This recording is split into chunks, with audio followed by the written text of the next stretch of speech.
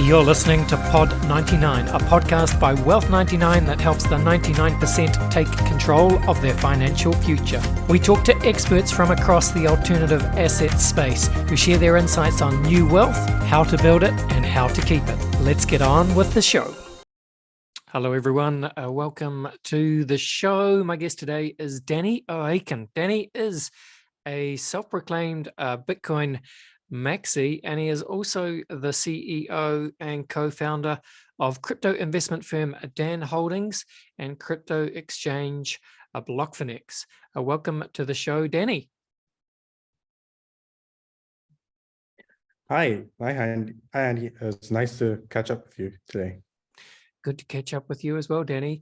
Let's do what we do at the beginning of the show. I'll invite you to please introduce yourself and please do share some of your story, because your story is fascinating, if I may say so. So yeah, look, Danny, let's just hear some of your story and the lead up to getting involved with crypto, getting into Bitcoin reasonably early, and then founding Blockfinex. Yeah, great. So I started in the the Bitcoin industry, as it was known back then, in 2012, and been in the industry now for about 10 to 11 years. In 2015 to 16, I did double down on my Bitcoin investments. And in 2018, I decided to do a lot of other stuff like venture investing in the crypto space, and also not outside the crypto space. By around 2020, I then decided to work to start Blockfinex, and launched that about a year and a half ago. Very interesting. And well, I'd love to hear, Danny, you know, your story as to what made you look at Bitcoin so early. I think you said, did you say 2012? That's early by any stretch. Yeah. So yeah, love to just hear your kind of. So a few things brought me into the industry. So I used to play a lot of online games at the time. I also was already in digital currencies. So back then there were other centralized form of digital currencies like eGold, Liberty Reserve, and I was also kind of already involved with those. And then the third thing that happened was that there was a time that I needed to, send some money somewhere, and Bitcoin was the only option at the time. So these three things were the initial things that brought me to Bitcoin.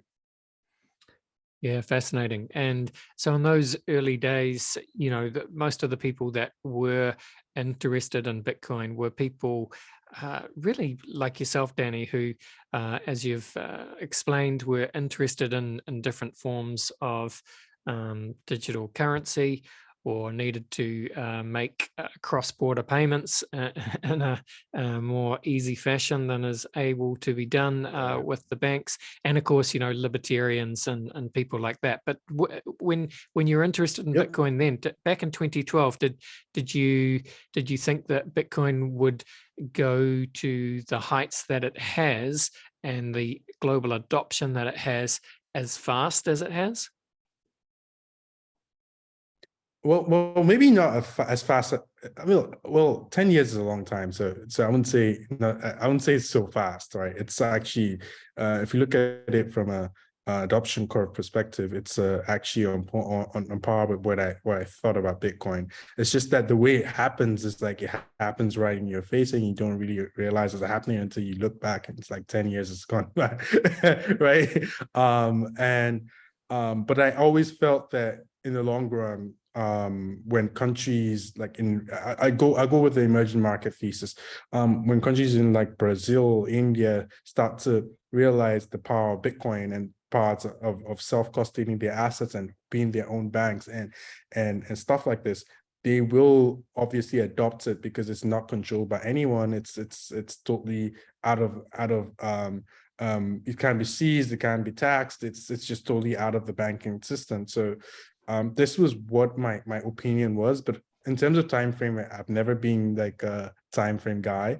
I just go with like the halving cycles and also with the limited supply. Another main reason I always thought that in the long run, Bitcoin will obviously be a dominant player was that there was only ever going to be 21 million Bitcoin mined, so it's a no-brainer, right? It's demand and supply. I'm a very, very, very big fan of economics. Yeah.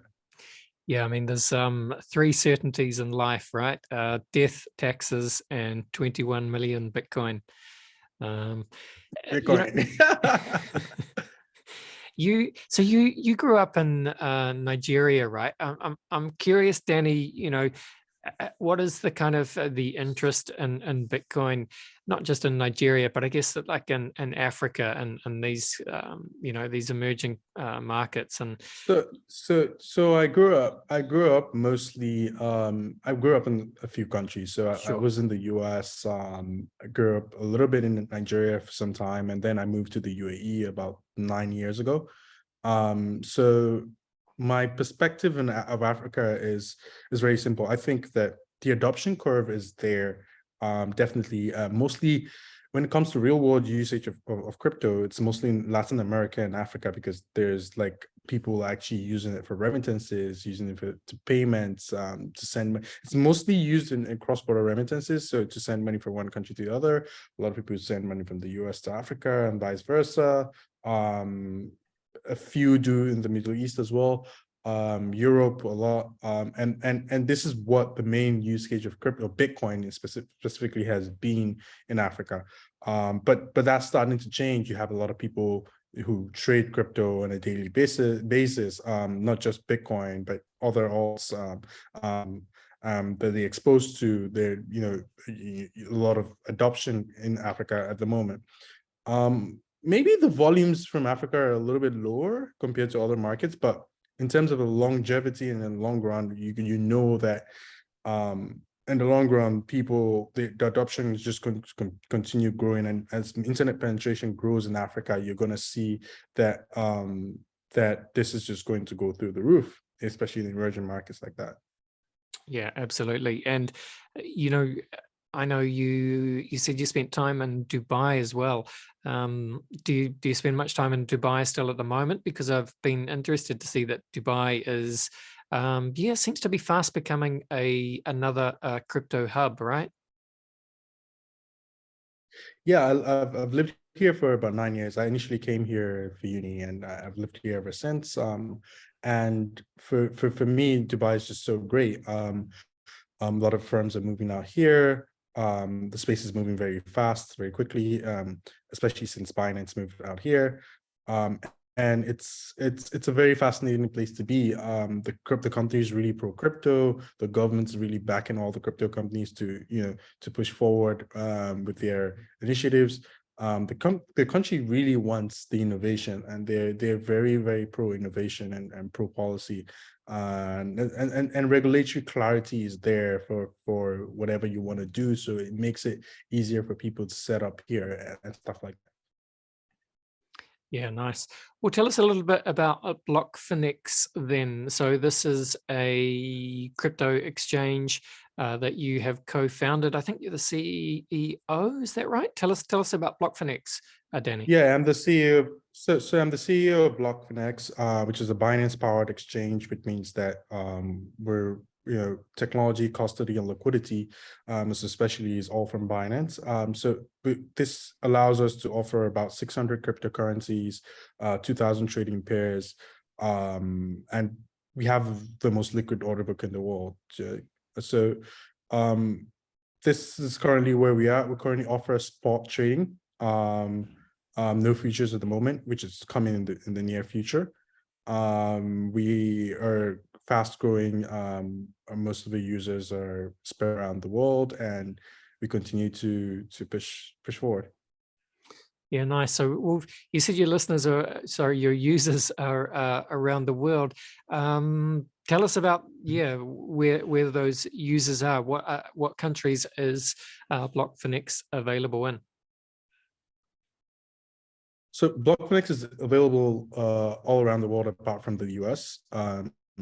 we're our primary markets, the biggest markets that we currently have are around Japan and Brazil, but we're available in a lot of countries. We have users like literally littered everywhere, and it's very fascinating to see the way people really come, from all sorts of the world, and understand the mission, and the mission to either trade. Some people come to the exchange for speculation reasons. Some people just come to buy a Bitcoin, self-custody at the end. But it's a very fascinating experience.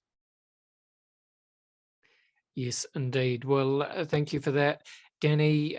Also be interested to hear a little bit about Dan Holdings. So this is like a kind of like an investment fund, I believe. So that's you as Yeah, well.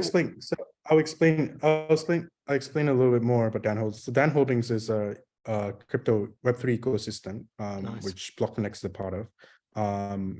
What we mostly do is um, we have a few. We're more of a Web3 social ecosystem. So we have a decentralized social messenger we're working on. We have decentralized social network we're working on. We also have some crypto payment processing businesses that we recently acquired. We recently acquired a company called Fluid Coins in Africa, which does crypto payment processing, and that we're now taking to a lot of more markets around the world, which it allows you to either accept crypto as a traditional business, using the payment link, and stuff like that. So yeah.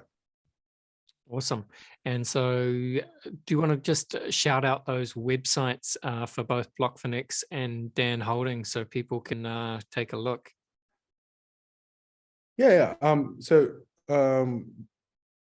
Blockfinex is blockfinex.com. You can easily go sign up, trade. You could buy your Bitcoin with crypto with your credit card or debit card, or through a P2P exchange partner. We were also partnered with MoonPay.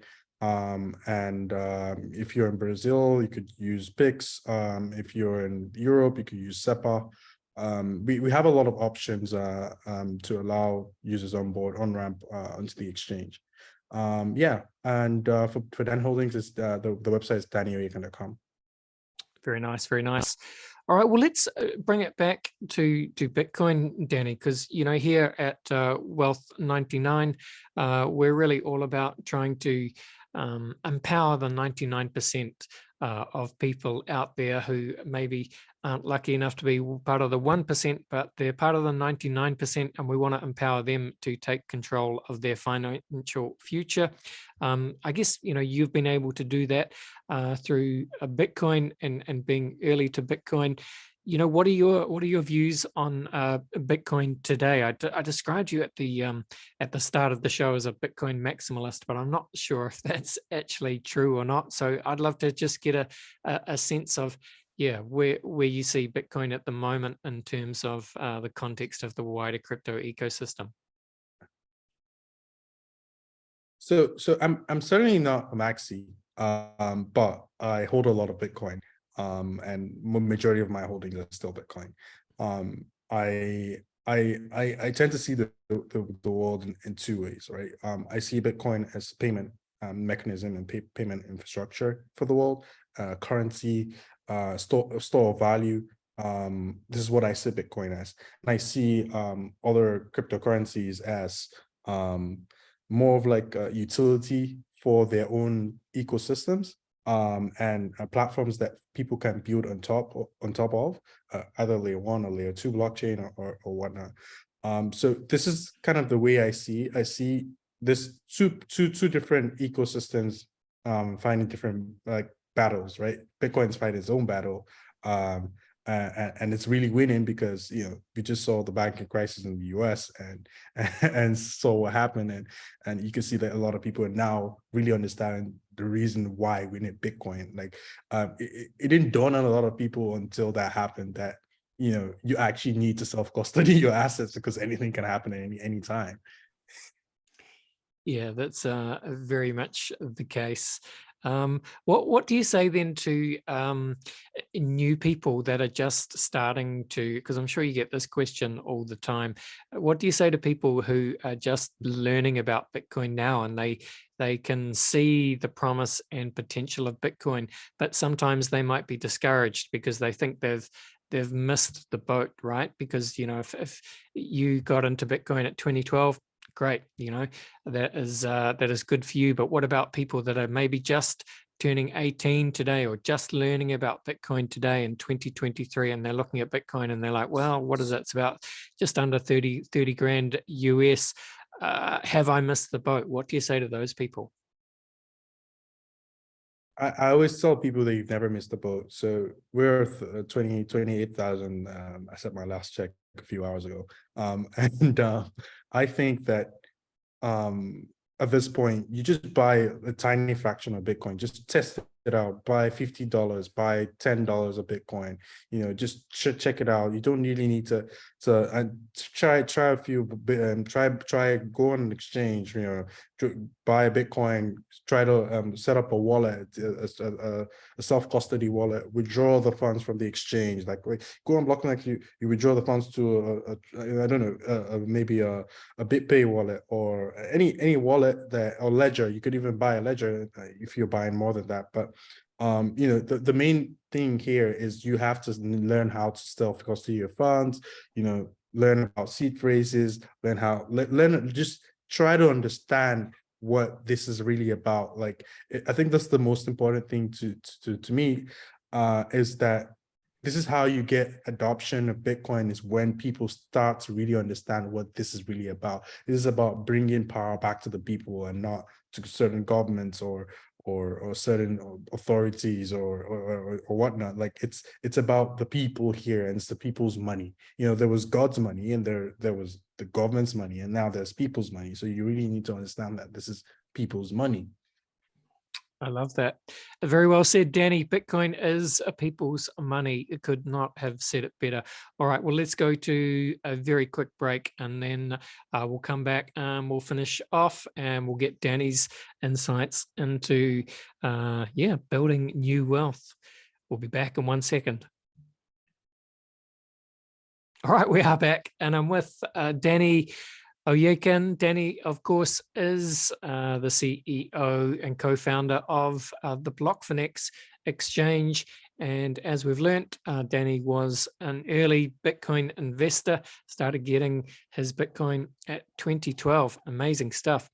Danny, we like to finish each podcast with just a quick discussion on wealth, new wealth, how to build it. My first question for you is, Danny, you know, can you think of one piece of financial knowledge that should be taught at school, just to empower our young people to help, you know, build their own financial future? What's something that should be taught at schools? I think what should be taught at schools. First of all, I think one of the thesis is being taught in schools when it comes to economics and demand and supply. But second thing is financial literacy really needs to be taught in schools, where people learn how to, you know, save their money, you know, spend their money diligently when they're growing up, and, you know, just have those ethics of an ethos of you know, saving, building wealth from a very, very, very young age. It really helps people in the long run, because when you get into the real world, this is what's really going to matter, right? I think this is very important. And also, you know, I think blockchain should really be taught in schools. Like, I think the technology, the blockchain technology itself, like it needs to be taught more in schools, so people understand what the technology is really about. I think that, you know, difference between layer ones and layer twos, and proof of work and proof of stake, all this needs to be taught in schools for people to learn a lot about them, like Web3, you know, Web3 social, DeFi, all the different verticals need to be, you know, taught in schools, that so people start to understand. And I think that in the future we will probably be doing work in this setting sphere. I like it. Thank you, Danny. All right. Well, what would you say is your most contrarian view on building wealth? Well, my most contrarian view will be that I think that it's a it's a gradual process. It doesn't happen like overnight, but you need to really understand that you're building for 5, 10, 15, 20 years down the line. You're not building for today. And this amount of time can come, before you know it. So you need to really look at what your priorities are, have a plan, and build according to that plan. That this is my personal view on building wealth. It I like happens it. over time, and as long as it always rewards the patient, and not the non-patient. Yes, indeed. I like it. Rewards the patience, the patient. You got to have time in the market. Yeah, long term. Think for the long term, people. All right. Next question, Danny. In 30 seconds or less, what is the bull case for Bitcoin? Bull case for Bitcoin is here. We have a perfect storm, right? It's not so nice to say, but I think that the final bull case for Bitcoin is finally here, and we didn't think it was going to happen this fast. But you have a banking crisis, you have a geopolitical situation that's just becoming a mess, and you have China, setting up the yuan to start new trade routes and trade currencies. I think that it's certainly the time for the bull case for Bitcoin, where mass adoption is going to come in, because everyone's just going to realize that you have to self-custody. And as long as people get the message, I think we're finally here. I like it. Thank you, Danny. All right. Well, same thing. 30 seconds or less. Gold. What is the bull case for gold in 30 seconds? For gold, the bull case for gold is pretty similar. I'm personally of the view that Bitcoin and gold need to start trading against each other, and in the digital form.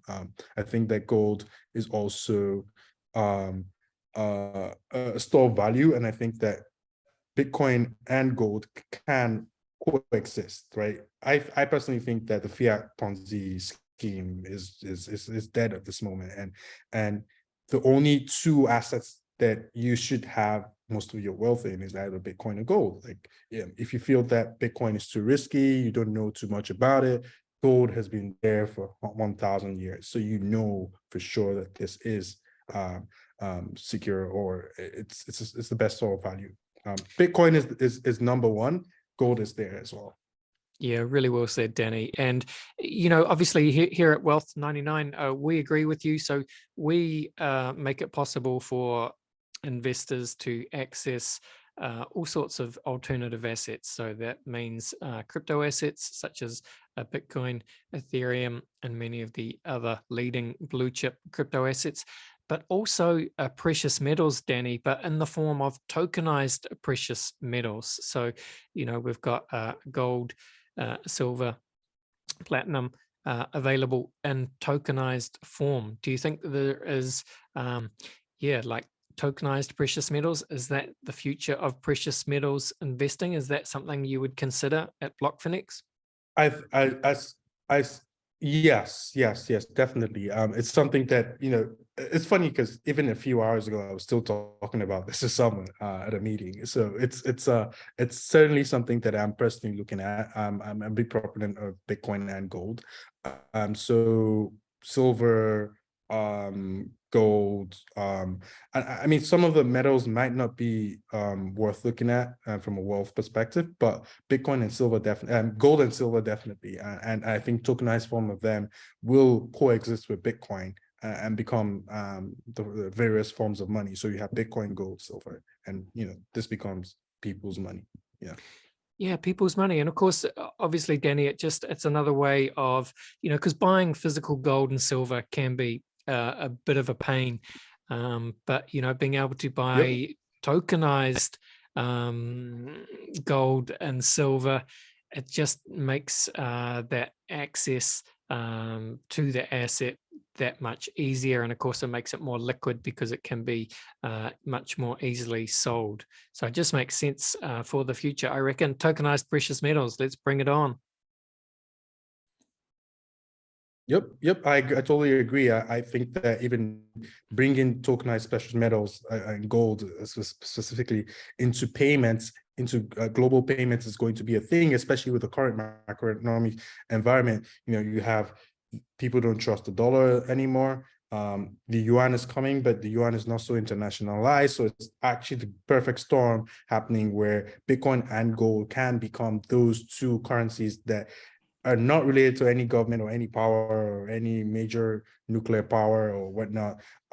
And you can store those. If you have a tokenized version of gold or you have Bitcoin, you can have that in your digital wallet, either in your phone or on a ledger, right? And you can store it. Yeah. Fantastic. Well, very well said, Danny. Thank you very much for coming on the show. Have very much enjoyed talking to you today. Please close us out by, again, Likewise. shout out your websites, shout out your Twitter handle if you're on Twitter or Instagram, LinkedIn, wherever else. I'm also on Twitter. I'm on Twitter. FUTTRILLOINAIRE, Futurillionaire. And the website is blockfinex.com. Do check it out. Sign up. We will be listing obviously a gold token at some point. We currently have Paxos Gold, but we are going to list more. We recently listed Paxos Gold, and we'll be listing more gold tokens in the near future as well. Awesome. Glad to hear it. Thank you so much, Danny. All the best and bye for now. Great. Thanks for having me. All right, there you go. That was Danny from Blockfinex. Yeah, always good to get different people's perspectives on their Bitcoin journey, really. And that was a very interesting one from Danny. Yeah, started acquiring his Bitcoin at 2012.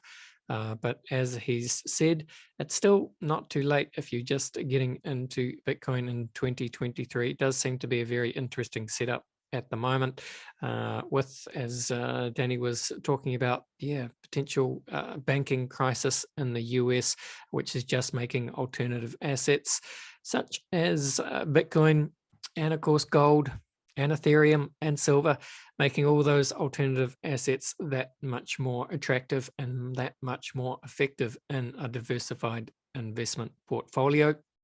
And really, that's all we're trying to do here at Wealth 99, give you access to those assets. Simple as that. All right. Well, thank you very much, team. Thank you for listening. Thank you for watching. We reached the end of another show. Please please remember to make sure you are subscribed to Pod 99 in whatever podcast app you are using. But that is today's show. Thanks, team. Bye for now.